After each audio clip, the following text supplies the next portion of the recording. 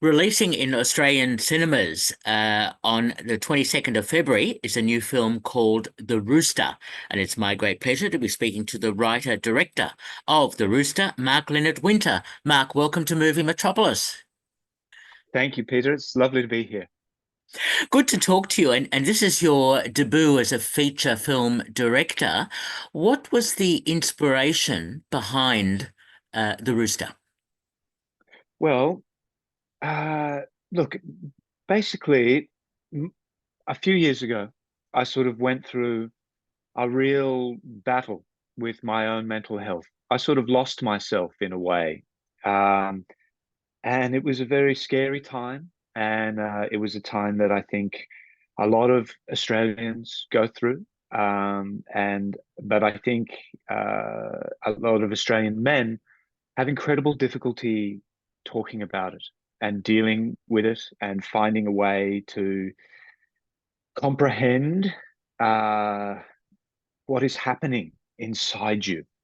Um, I found that when I was in that place, that like I wasn't really me anymore. The world wasn't really real anymore, and it was it was frightening. And fortunately, I came through the other side, and unfortunately, many people don't. And I was sort of looking back at that period of time, and it was like it sort of never happened. And it was also just this meaningless block of my life that just sort of was this vacuum. Um, and so the inspiration for the film sort of came in wanting to tackle that, to talk about that, to find the words that I didn't have when I was in that place. And I think particularly men feel a great deal of shame, and there's a great deal of sort of self-hate and self-violence. And uh, I wanted to find a way to create something of worth and of meaning and potentially of beauty out of a period of time that was sort of anything but. So those were the sort of initial sort of seeds for wanting to make this. And in the course of making a film, because they're very difficult to make and they take a very long time to make. And in the course of that, you're always trying to sort of question, is this thing going to be of interest to anybody else? Is it going to will anyone else find any value in the experience of watching this separate from your mum?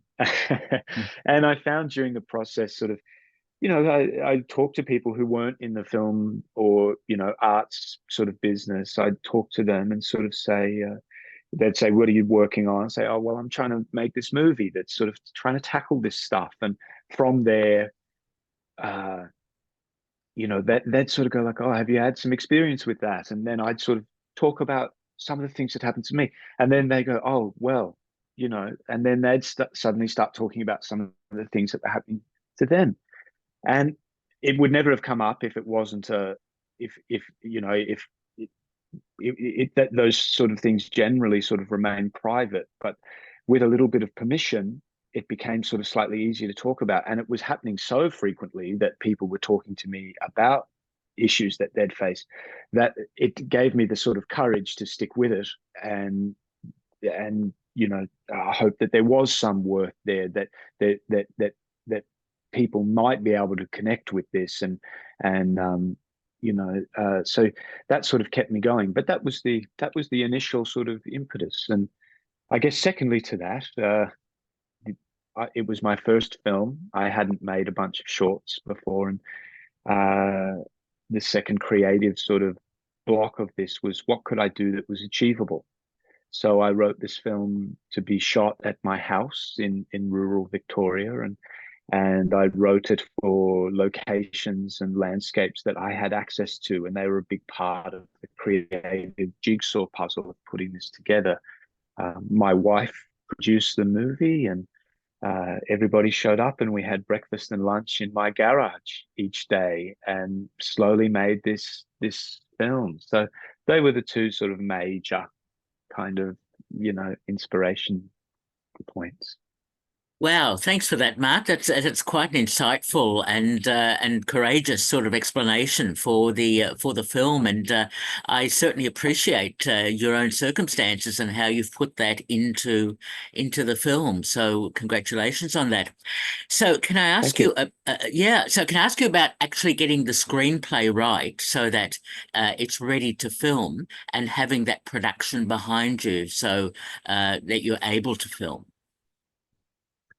Well, the screenplay I found of all, of every stage of this process, the two stages that I found the most trickiest because they were the most foreign.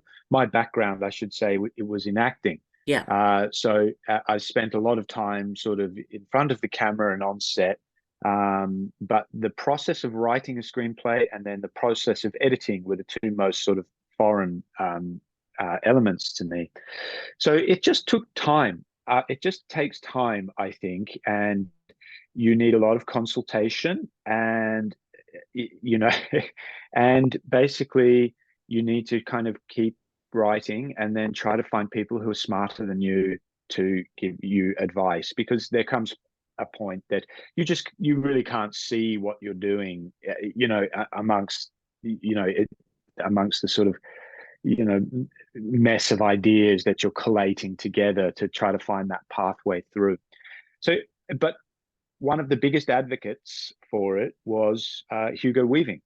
So I wrote the role for him in the first draft. It was written for him, and I very, very nervously sent him a copy of it. I'd worked with him as an actor a few times, and I look up to him so much, not only as an artist, but also just as a true advocate for Australian film and the Australian voice, and how important that is. And he vehemently believes in this and will fight for this. And it is so inspirational with that. Like his belief, in a way, sort of, sometimes I wonder, like, does anyone care about Australian movies? And his sort of passion and determination for it sort of puts some wind in my sails. So anyway, back to the script. I sent him a draft, and he responded warmly and said, "This is it's really interesting, and I really like the part, and keep going." And that was sort of all I needed, really, in a sense, was keep going, keep working on it. And so, he'd share some of his thoughts, and I'd, send it to a few other filmmaker friends or whatnot, and, would slowly just collate the drafts as we went until we ended up where we ended up. But the one of the key things, though, was it had to be achievable. Mm. Like I had to be able to achieve this for very little money. Mm. And it's great to sort of have parameters, in a sense, around your playground, to be able to go, like, the to sort of rope off your dreaming space, if you will. Yeah. Yeah. Oh, well, well done on persevering on that and having the film made now and it's about to be released, which is terrific. And Hugo, of course, with his out there sort of character is superb in the film. But finding Phoenix Raei, I've not Yeah. heard of him before. How did you find him? Oh, look, he just came as a recommendation from a few friends. They said, "Hey, look, maybe check this guy out." And one of the film's producers, Marvin Shiraki, also mentioned, "Hey, this guy's really interesting." So I had a look at his work, and it's a really tricky role, the main character, because Mm. he is the main character, but in a sense, he is an observer of the world and a holder of the world. He's not passive. He does want something, but his shifts are largely internal. And so I needed an actor who'd be able to carry the film without displaying the film, if you will. And he just managed to do that so beautifully. He was in Clickbait and uh, a Netflix TV show. And then a few years ago, there was a film called Below, shot in Western Australia. and he played this cage fighting refugee, and he just had such an air of, he carries himself with a lot of grace and a lot of dignity.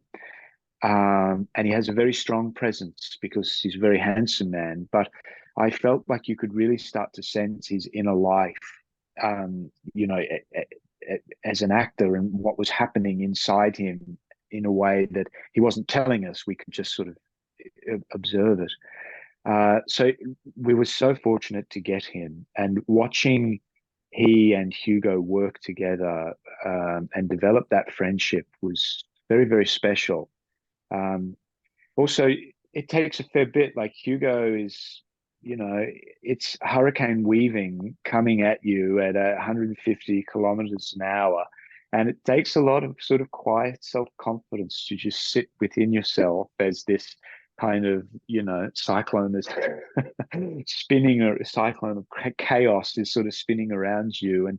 But I really liked the difference in those two men, yet you could sense their similarities and their innate kind of understanding of some part of each other's journey, that they're the only two people who they could be around, if you Yep. will. Yep.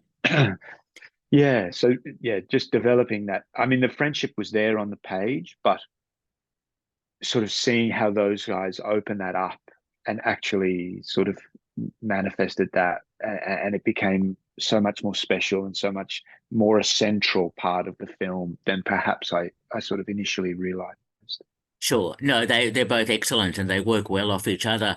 But I was just speculating as I was watching the film whether you wanted to cast yourself in that role. Look, in a very early, like in an early stage, that was definitely the idea.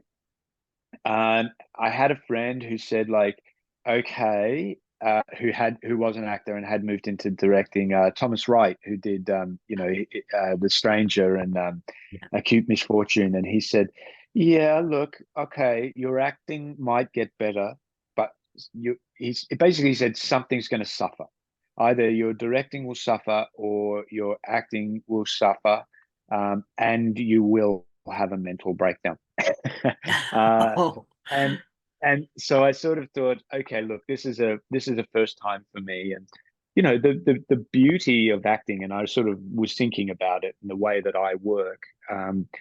The beauty of acting is that you are only responsible for this tiny, tiny portion of the bigger thing. You just have to make that scene feel right, that character feel right, and that's for 20 minutes of shooting time a day or whatever, whatever it is, Um, and, it's so myopic and specific, whereas directing, you're kind of trying to keep an eye on the much, mm, much larger world around and what's happening and where this fits. And I realized that I think for me to be able to shift between the two without any experience from the directing side would have just been too difficult, I think. So, and it was just one little pressure valve that was released, and also I just think Phoenix has just done such a beautiful mm. job, and also it grows with different voices, with different lives that come into it. Sort of, it changes and becomes surprising and unexpected, and perhaps if I had stuck with the original plan, it may have been what I expected, and that would have been less interesting, I think. Fair enough. I understand. And no, it's turned out very well. I love the title, The Rooster, and of course, the rooster features in the film, the Yeah. rather nasty sort of creature it is in the film. Tell me, and I see that you use it as a metaphor to some extent. Tell me about the decision to use the rooster and to title the film The Rooster. Well, that aspect is actually true. So we bought this house out in the country, and the previous owners said, look, we've got 25 chickens over here, and we're going to take them. But in this little coop, there's one rooster and two chickens, and we're wondering if you'd like to inherit them, to adopt them. And we were like, yeah, of course, that'd be great. And so we move in, and we're green as grass, and we open the coop and we're like, "Hi, chickens! Like, we're your new owner, and we love you." And this rooster was a psychopath, and he just attacked my wife, cut her legs up quite badly. Ah, And every day I would go out. At first we called the chickens Celine after Celine Dion, Whitney Houston, and Pavarotti. That's what we called him. But then we had to change his name to Charles after Charles Manson because he was such a psychopath. So, so every day I would go out to feed these things, and I'd get a shovel and open the door and ward him off as he would chase me around the yard. And it just sort of became, and it would just happen daily. And it continued until he passed away. And he passed away from old age, sort of like, I don't think any fox was getting that guy. Um, but look, it just became a sort of, there was something about the there was a few sort of seeds that I had. One was sort of a beta, in terms of an alpha and a beta character. And it felt interesting sort of being the beta in your own house, that there's this creature out there that's full of sort of masculinity and rage. And, he's with his girls out there and don't go near them. And, like this kind of male aggression and uh, sort of violence, I guess. And then there's this sort of, in the film, and I guess sort of similarly to me in a sense, a sort of more internal sort of, aspects of slight passivity. But so that was sort of one seed that I was interested in exploring. And then the other thing was I'd read this poem from this Korean guy, and it was this single line poem. Uh, that went something along the lines of morning bird song on hearing this, I'm alive. I know I'm alive, or something. And it was just this idea that this guy hears the birds and knows that he is alive, that he's made it through another night and that he's still on the earth. And the rooster crowing each morning, because it did, was a sort of indicator of that. It was a marker of, this is the beginning of your day. It's a structure. It's you know you know uh, it's your reason to get out of bed. And when that rooster goes, uh he's lost. Suddenly there is no time, there is no space. You don't know whether you're alive, awake or asleep. And that felt very similar to sort of being in a bout of depression, of the sort of dreamlike strangeness that descends upon you, so the sort of fog of your own brain. And we also sort of tried to reflect that in the landscapes of the movie, with the fog just sort of sitting over everything. So that was the initial seeds of where the title came from. And it it just it felt it just felt right instinctively that that would be the focus. And that he, you know also too, that it was sort of his last friend. In a way, it was his last sort of point of connection with something else. He had to care for this thing, even though it was very violent and aggressive towards him. But he sort of, it was his relationship in a way. And once that left, he was completely untethered to the earth. And then he moves into that next realm, with Hugo out in the forest. So yeah. hmm. Okay, again, very interesting explanation. That sounds terrific. Actually, it serves to give the audience a good context for the film. How long did it take you to shoot it, and any challenges in directing the film? It took about, I think we had 20 shoot days. It was fairly quick. Uh, Look, I mean, I loved, I loved making the film. I loved that phase of it. As I said sort of before, like, this particularly too, this film was sort of written in a period of feeling extremely isolated. extremely alone. And then all these people showed up to my house where these events had sort of taken place to create this thing with me. And, you know, look, I love that sort of that independent, kind of like we're all here. We know what it's going to be. My mum and dad are moving the portaloos and running the rushes. As I said before, we're having breakfast in my garage. And let's make this thing together. And so I just found that so beautiful. Like the spare bedroom was the makeup room and the wardrobe room, and Hugo, as opposed to a trailer, he would take himself off to his hermit shack at lunchtime for a little sleep. He'd walk off over there for a rest. So look, I really enjoyed it, and the sort of the we were very lucky with the group of people who came together, who came with the spirit of like, we want to make this and create this and make something beautiful. So that it was a really joyous time. I found the weather, obviously, it was winter, and all of those sorts of things where it's very, very cold. But look, it was such a thrill. It was a thrill, and you like, sort of going through this process now, you're always just half pinching yourself that this is even happening, that these people are here, that we're actually getting footage. There's Hugo Weaving doing this thing. It's extraordinary. So yeah, yeah. Okay, well done on that, and yes, it certainly developed into really quite a compelling film. I was also intrigued in the look of the film. Craig Barden did a great job with the cinematography, and you also used music by Stephen Gregory. Tell me about Yeah. using both of those people. Well, Craig is an extraordinary DOP, and he's a very experienced DOP.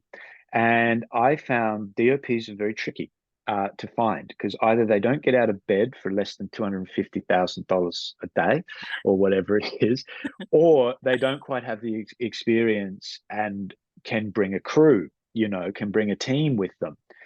Now, Craig has been sort of working away for a very long time, uh, but sort of doing a lot of television in a sense, and this was a chance for him to sort of flex his artistic muscles and to sort of do something outside of what he'd been doing. And so he had this sort of tenacity and hunger that a sort of you know a, a graduate would, with this wealth of experience and a team. And I thought he shot just so beautifully. And he actually won an award, a cinematography award, for his work in it. And that just made me so happy.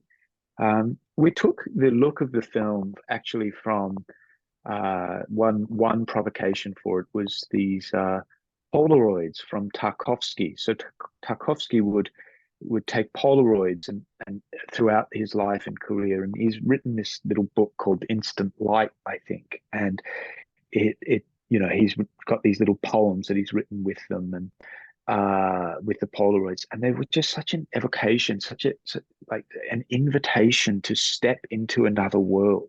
It's real, but it's not real.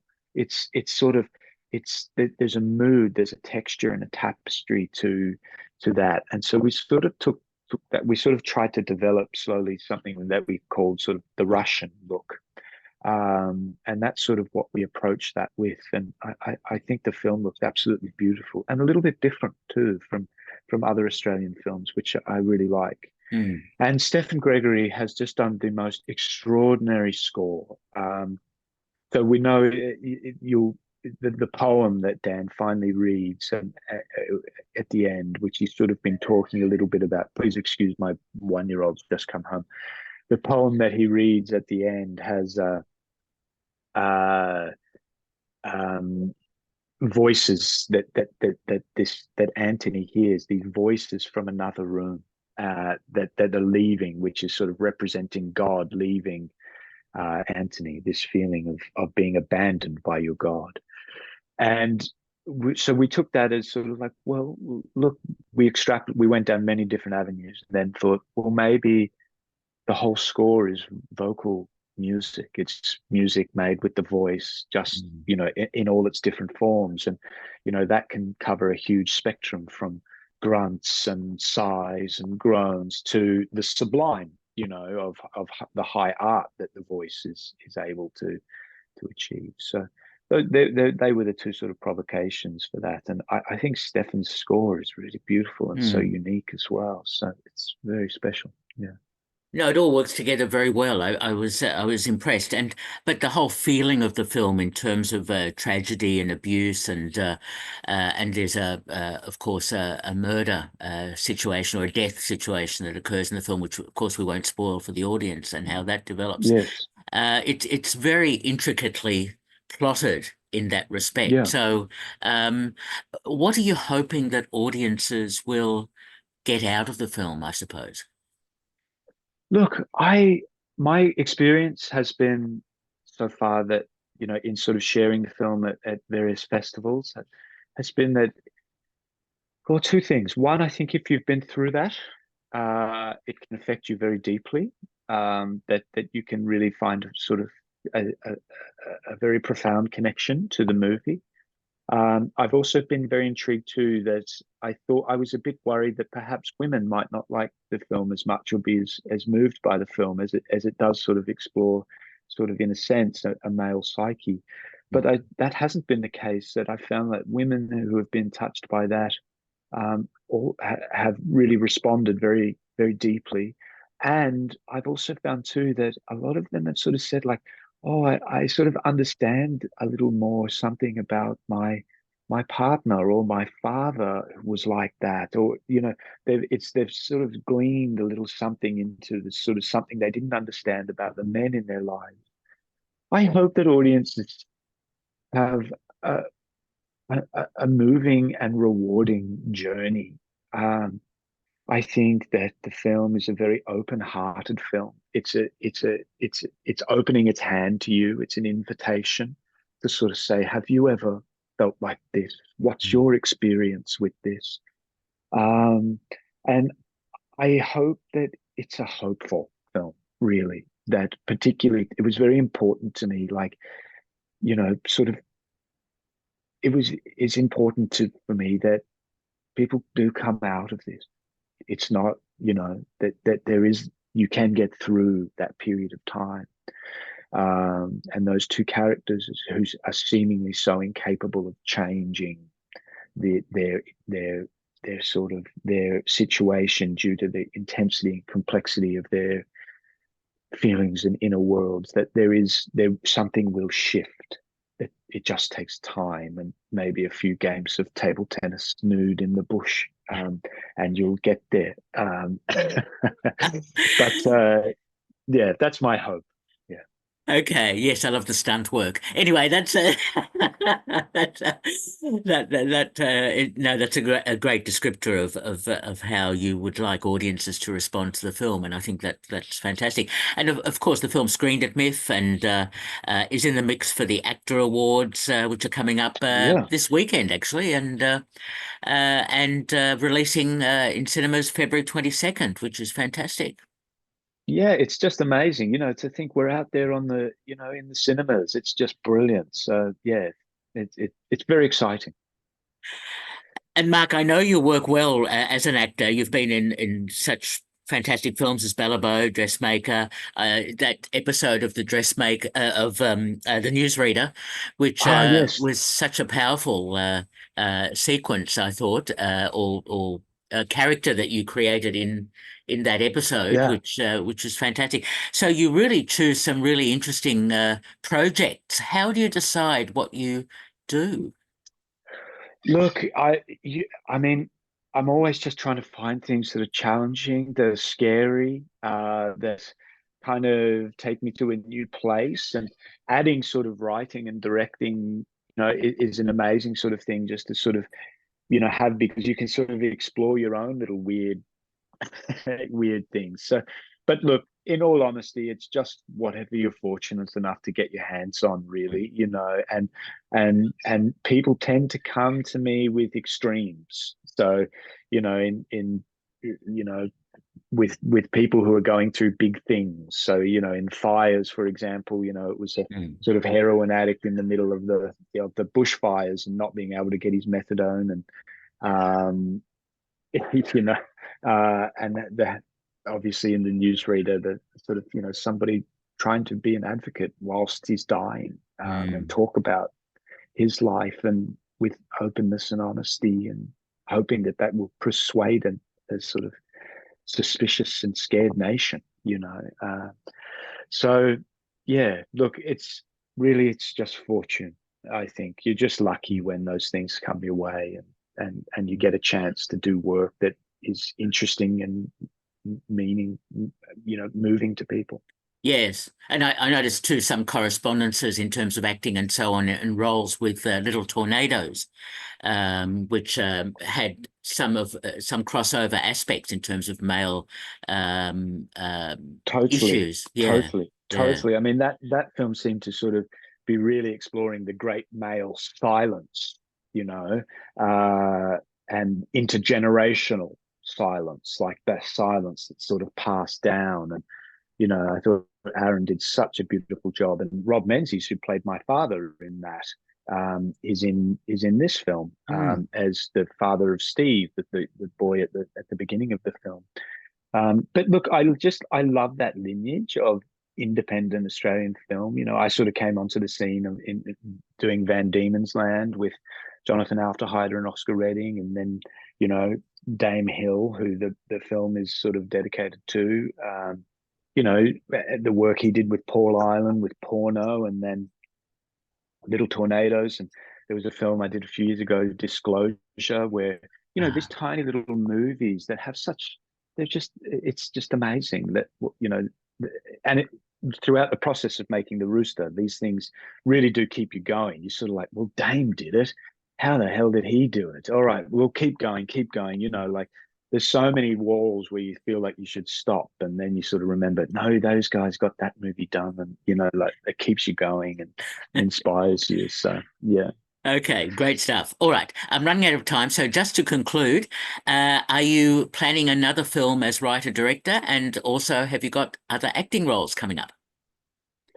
I look, I would love to make another movie. I feel like I've just learned so much in such a short period of time, and there's so many things that I'd like to kind of go like, oh, okay, I understand that a bit better now, and why that's a more effective way to write, or whatnot. So, yes, is the short answer. I'd love to, and that I've sort of started developing something, and it all just takes time to get to any sort of sense of quality and sense of that it might be worth pursuing. But I would love to.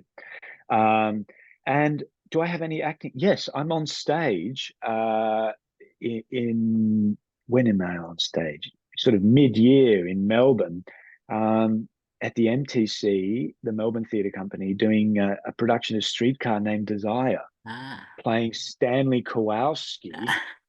Um, who there was an actor you may or may not have heard of called Marlon Brando, who people thought he was all right in the role, and so I'm desperately trying to find a way out of that man's shadow, as I approach it. And every time I go to sort of read the script, I just hear his voice in my head. So it's going to be a little journey of trying to find my own sort of truth with it. But that will be a very exciting and challenging role to play. So that's what's next. Well, I hope the challenge goes well. It sounds like it's going to be a really interesting performance and role for you. So well done on that, and the developing script that you're working on as well. I hope that all comes to fruition. We've been speaking to Mark Leonard Winter, who's the writer director of The Rooster, screening in cinemas from February 22nd. Mark, thank you so much for talking with me. Thank you. It's been a real pleasure. Thank you, Peter. All the best. Bye bye. Thanks. Bye.